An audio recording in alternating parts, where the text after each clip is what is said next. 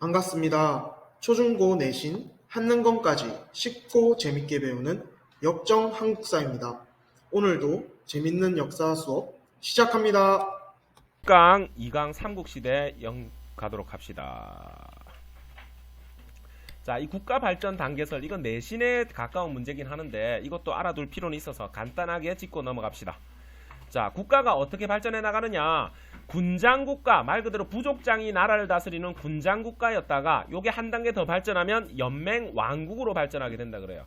연맹왕국에서 한 단계 더 발전하는 것이 바로 고대국가, 중앙집권화된 국가라 해서 중앙집권국가라고 불리기도 하는데 고대국가로 이렇게 발전해 나간다는 거예요. 자, 우리가 이걸 봐야 되는 이유는 나중에 삼국시대를 배우기 위한 거예요. 자, 봅시다. 군장국가는 왕이 존재하지 않는다는 거예요. 말 그대로 부족장만이 존재한다는 거예요. 이런 나라 우리 알고 있었죠? 어떤 나라? 옥저와 동해. 맞지? 옥동에는 왕이 읍삼. 그럼 누가 다스린다고? 읍군과 삼노가 다스린다 그랬죠. 그게 바로 군장, 말 그대로 부족장 이름을 읍군이라 부르기도 하고 삼노라 부르기도 했다는 거예요. 자, 그래서 군장이 각각의 부족을 다스리는 건데 얘들이 한 단계 더 발전하면 연맹 왕국으로 발전하게 되고 이게 왕이 있다는 거예요. 근데 왕권은 강할까 약할까? 약하게는 거예요. 그냥 부족들이 몇 개가 합쳐진 거. 그게 바로 어디서 본 적 있죠? 마가, 우가, 저가, 구가. 부여 같은 나라가 이제 부여나 가야 같은 나라가 연맹 왕국이라 불리는 나라들이에요. 왕도 하나의 부족장에 불과하다는 거예요. 자기 부족만 다스리고. 마가, 우가, 저가, 구가는 뭐야? 각각 부족장들이 다스리고. 그래서 지방 분권이죠. 각각 다스리는 이 네 지역을 뭐라 부른다? 사출도라 부른다 그랬죠. 그래서 부여나 가야가 연맹 왕국 단계에서 끝나게 되는 거예요. 자, 그 다음에 이제 고대국가. 요게 시험에 나온다는 거예요. 이게 내신에서는. 그리고 우리가 삼국시대를 배워야 되는 이유도 여기 있어요. 자, 고대국가의 특징적인 모습들이 몇 가지가 있어요. 이걸 알아둬야 된다는 거예요. 자, 첫째, 부족장들이 중앙귀족화. 마가, 우가, 저가, 구가들이 이제 각각의 지역을 다스리는 게 아니라 중앙으로 들어와서 귀족이 된다는 거예요. 왕 밑에서 다스리고. 나라 전체는 이제 누가 다스린다? 왕이 다스리는 시대. 그래서 부족장들이 중앙귀족화가 된다는 특징. 또 한 가지가 뭐가 있느냐? 여기 족장들이 전부 다 왕 밑에 들어가 있죠. 그 다음에 율령을 반포하게 돼요. 율령이란 게 뭐냐면 법이라고 생각하면 돼요. 율령이 뭐라고?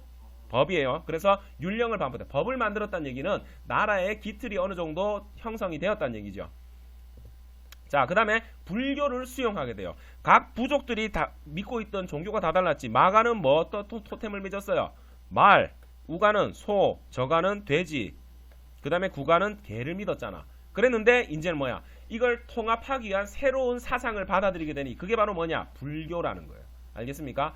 불교를 통해 가지고 왕권을 강화하고 중앙집권화를 꾀하게 된 거예요. 각각의 부족이 다 달랐다가 종교가 이제는 하나로 같이 믿게 된다는 거야. 자, 그 다음에 이제 왕위를 갖다가 자기 아들한테 물려주기 시작해요. 이때는 부여 같은 나라는 왕권이 미약해가지고 흉년이 들거나 하면 왕을 죽여버리고 얘가 짝 먹기도 했다는 거예요. 그랬는데 이제는 뭐야? 왕권이 강화되다 보니까 왕위를 자기 아들한테 물려주기 시작하게 돼요. 그게 왕위의 부자상속이라는 특징이 나타나는 거예요. 자, 그 다음에 활발한 전목전쟁. 말 그대로 이렇게 강화된 중앙집권화된 그 왕권을 가지고 다른 나라를 공격해가지고 땅을 뺏고 뺏기는 이런 전쟁이 벌어진다는 거예요. 자, 그래서 우리가 삼국시대 때 고구려 백제신라라는 나라 있죠. 이 고구려 백제신라에서 어느 왕 때 율령 반포하고 어느 왕 때 왕위를 부자상속하고 이걸 배우는 이유가 고대국가로서의 특징들이 나타나기 때문에 그걸 배운다는 거예요. 우리가. 알겠습니까? 중학교 때 아니면 고등학교 때 가서도 우리가 배웠죠. 어느 왕 때 왕위를 부자상속했다. 어느 왕 때 율령을 반포했다. 이걸 배우는 이유가 고대국가의 특징들이기 때문에 이걸 배우라는 거예요. 알겠습니까? 이제부터 단순 암기 파트로 들어가죠. 자, 물론 얘기는 할 거예요. 자, 고구려를 건국한 얘기는 했었죠. 고구려를 건국한 사람이 누구?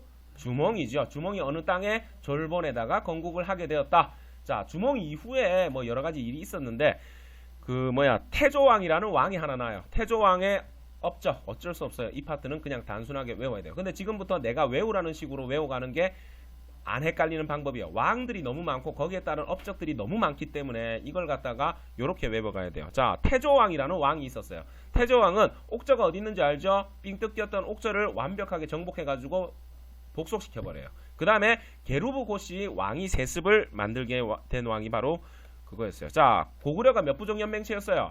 5부족 연맹체였어요. 그래가지고 게르부, 소노부, 연노부, 전노부, 순노부 이렇게 5개의 부족이 있었는데 그 중에서 원래는 왕위를 계승했던 부족이 뭐였냐면 소노부가 왕위를 계승했었어요. 그랬는데 태조왕 때는 부족이 바뀌어버려요. 게르부가 드디어 왕위를 계승시키게 되는 거예요.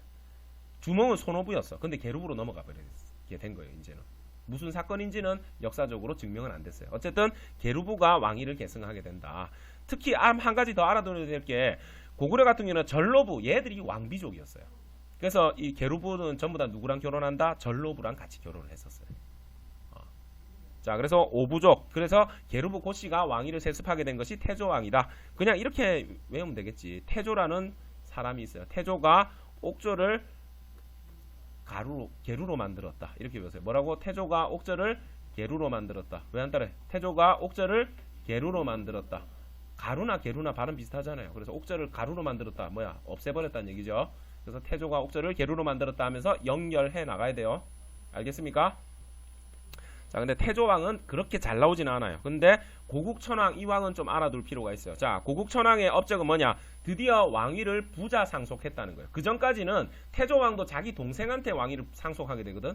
근데 고국천왕 때 와가지고 뭐 왕위의 부자 상속이 이루어지게 된다. 자, 고국천왕의 천자가 부자지간은 하늘에서 만들어진 인연이라 그러잖아요. 천륜이라 그러지. 부자지간은. 그래서 고국천자가 들어간다고 생각하면 돼요.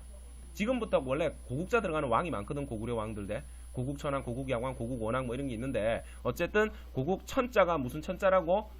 아버지와 아들 간의 부자지 간의 천륜이라 생각하면 돼요. 그래서 부자 상속을 하게 되었고 그 다음에 부족적 오부 말 그대로 각각의 부족을 지들이 다스리던 개노부, 소노부, 연노부, 전노부, 순노부를 갖다가 행정적 오부 말 그대로 중앙, 동부, 서부, 남부, 북부 이런 식으로 중앙 귀족화 시켜버린 왕이 바로 고국천왕이에요.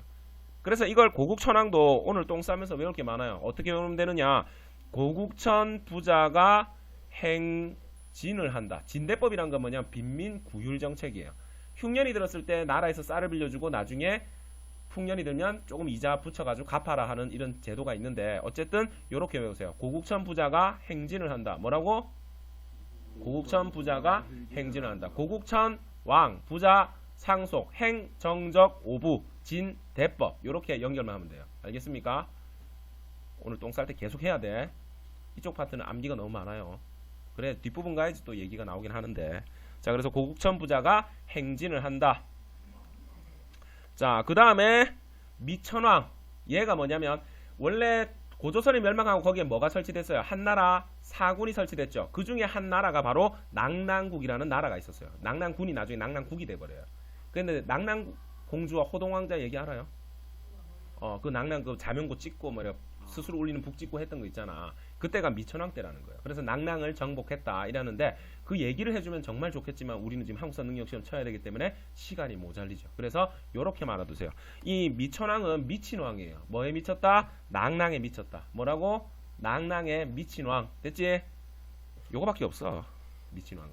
자, 그 다음에 내가 제일 좋아하는 왕 나온다. 땡. 자, 내가 제일 좋아하는 왕이 고국 원왕이에요. 웨이브도 한번 넣고. 자, 내가 왜 고국 원왕을 제일 좋아하느냐? 왕이 업적이 많으면 어째야 돼? 외울 게 많아요. 그런데 이 왕의 업적은 딱 한 가지 뭐? 죽은 게 업적이에요. 알겠어요? 고국 원왕의 업적이 뭐라고? 죽은 게 업적이다. 근데 누구한테 죽었다? 근초고왕, 백제의 근초고왕한테 죽은 게 업적이에요. 어떻게 죽었느냐? 원통하게 죽었어요. 그래서 고국 원왕이라고 생각하세요. 알겠습니까? 자, 고국 원왕은 업적이 뭐라고? 죽은 거. 원통하게 죽었어요. 누구한테? 근초고왕한테. 알겠죠? 자, 여기서 한 가지 하고 갈까? 자, 삼국시대에 네 글자 왕은 전부 다 몇 세기 왕이냐? 4세기 왕이에요. 뭐만 빼고 EX, CEP, T. 영어도 함께 공부할 수 있는 한국사 시간. 뭐만 제외하고? 고국 천왕만 제외하고. 알겠습니까? 네 글자 왕. 근초고왕 몇 세기? 4세기. 고국 양왕 몇 세기? 4세기. 고국 원왕 몇 세기? 4세기. 고국 천왕 몇 세기? 2세기. 왜 얘만 2세기냐? 아버지가 아들한테 이 새끼 저 새끼 하면 돼요, 안 돼요? 부자 상속했던 고국 천왕은 아들한테 이 새끼 저 새끼 이 새끼는 이 새끼를 그래서 2세기예요. 알겠죠? 뭔 소리인지 모르겠죠? 그래서 고국 천왕 이 새끼만 2세기고 나머진 다 4세기다. 네 글자 왕은. 자, 그 다음에 이제 소림사왕. 정확한 표현은 뭐예요? 소수리망인데 소림사왕이라 부르면 돼요. 소림사가 뭐예요? 소림사. 아이 절이잖아. 소림사가 교회야? 절이잖아. 자, 소림사 뭐 절이에요. 그래서 소수리망은 불교를 수용했어요. 그 다음에 율령반포, 그 다음에 태학이라는 국립교육기관을 설치했다. 이건 어쩔 수 없어. 그냥 외워야 돼요. 여기서 제일 중요한 걸로 치자면 요게 제일 중요해요. 소수리망이 제일 시험에, 내신에서는 제일 시험 많이 나와요. 자, 소수리망의 업적이 뭐라고? 불교 수용, 율령반포, 태학 설립.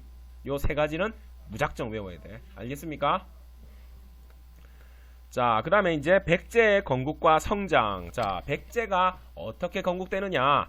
자, 백제 건국 신화를 한번 얘기를 해봅시다. 원래 부여에서 나와가지고, 그렇지, 부여에서 나와가지고 고구려를 건국한 사람이 누구였어요? 주몽이었죠. 그래서 고구려를 건국했다. 자, 이게 바로 누구였느냐? 주몽이었는데, 이 주몽이란 남자가 부여에 있을 때 부인이 있었어. 예씨 부인이라는 부인이 있었어요. 근데 이 예씨 부인이 임신을 한 상황에서 주몽이 살기 위해서 도망쳐 온 거예요. 그러면서 예씨 부인한테 태어날 자식이 아들이면 내가 증표를 숨겨놨으니 이 증표를 들고 나를 찾아와라, 이래 얘기를 하죠. 그러고 나서 주몽이 고구려를 건국했는데, 이 주몽은 나쁜 남자인 게 고구려를 건국하고 소선호라는 여자랑 또 결혼을 해요. 그래가지고 여기서 태어난 게 비류와, 그렇지, 온조가 태어나게 돼요. 그랬는데 이 예씨 부인이 아들을 낳아요. 그게 바로 유리라는 아들을 낳게 되는 거예요. 그래서 유리가 우리 아버지 누구예요 물어보니까 예씨 부인이 사실은 너가 아버지 고구려 왕이다. 금숟가락이죠. 다이아몬드지. 그래가지고 아버지 찾아가야 되겠다, 이래 얘기를 하고 하는데, 이 예씨 부인이 얘기하죠. 증표 찾아야 된다. 그 증표가 뭐냐 하니까 네모난 팔각형의 도리가 있는데 그 도리에 소나무가 있다. 그 소나무 밑을 파보면 증표가 있을 것이다, 이래 얘기를 하죠. 그래서 이 사람이 유리가 막 찾으러 다녀요. 찾다 못 찾고 이제 못 찾겠다 하면서 어떤 정자에 누워서 이렇게 쉬려고 하죠. 누워가 쉬려고 하는데 뭐가 눈에 딱 들어오죠. 이 정자 기둥이 팔각형 돌 위에 소나무로 이렇게 기둥이 세워져 있는 거예요. 그래서 여기 밑을 파보니까 부러진 칼이 나오죠. 그래서 이걸 들고 아버지를 찾아가죠. 아버지 나왔습니다 하니까 증표를 내놔봐라. 그래서 칼을 주니까 이걸 맞춰보니까 아들이 맞다는 거예요. 그래서 얘가 오니까 이제는 얘가 왕이 될 가능성이 제일 커졌다는 거예요. 그래서 비류와 온조는 어차피 이럴 바엔 우리 내려가자. 그래서 소선호와 함께 밑으로 내려와요. 그래서 마한 지역으로 내려와가지고 비류는 지금의 인천 지역에다가 나라를 세우고, 미추홀이라 불리는 곳에다 나라를 세우고, 온조는 지금의 한강 유역에다가 나라를 세우니 온조의 나라를 십제라고 불렀어요. 그런데 이 비류가 미추홀 지역, 인천 지역에 세운 나라가 바닷바람 때문에 농사가 잘 안되고 해가지고 이 온조가 세운 십제와 합쳐지게 되면서 나라가 커졌죠. 그래서 십제가 아니라 백제라고 나라 이름을 바꾸게 됐어요. 좀 더 커졌으면 어떻게 될 뻔했어? 천재 만재 될 뻔했죠. 어쨌든 백제라는 나라가 들어서게 되었다. 자, 여기 이 얘기를 한 이유가 뭐 때문이냐? 백제는 어디서 나온 거다? 고구려에서 나왔다는 거죠. 그래서 온조가 한강유역에 건국을 했는데 고구려 계통이라는 거예요. 내신에 정말 잘 나오는 내용이 이거죠. 자, 이걸 알려주는 증거가 있어요. 그게 바로 고구려 장군총과 백제 석천동 고분이라는 거예요. 자, 이게 바로 고구려의 장군총이에요. 이거는 백제 한강 지역에서 나타나는 석천동 고분이에요. 여기 보니까 돌멩이 이렇게 쌓아가지고 이렇게 돌멩이 이렇게 해놓은 것까지 똑같죠. 위에 이렇게 있는 것까지. 실제로는 여기 이렇게 그 누각이 이렇게 정자가 있었다 그러는데, 어쨌든 요런 무덤 양식이 똑같다는 거예요. 그걸 통해서 알 수 있는 게 백제는 고구려에서 나왔구나, 이걸 알 수가 있다는 거예요. 알겠습니까? 자, 이 무덤 보니까 돌이 많아요, 적어요? 돌이 무지무지 많죠. 그래서 이 무덤 양식을 돌무지무덤이라 불러요. 돌이 무지무지 많다. 무슨 무덤? 돌무지무덤. 자, 백제는 어디서 나왔다? 고구려에서 나왔다. 이걸 알려주는 유적이 뭐라고?